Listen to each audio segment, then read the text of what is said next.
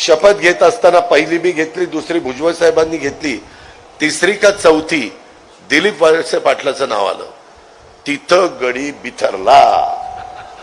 या बाजूला एक आमदार होता, ह्या बाजूला एक आमदार होता. तो म्हणला ही शपथ दादांनी घ्यायला परवानगी द्यायला नको होती, मी आता दादांना सोडणार, मी तिथनं आता निघून जाणार, मला ह्यांना घेतलेलं अजिबात आवडलेलं नाही. आता बघा ही काही एवढा मोठा नेता आहे का? दिलीपराव वळसे पाटलांना घेतलेलं मला आवडणार नाही. अरे काय तुला निवडून आणण्याच्या करता मी जीवाचं रान केलं बेटा, आणि तू अशा पद्धतीच्या गप्पा मारतो.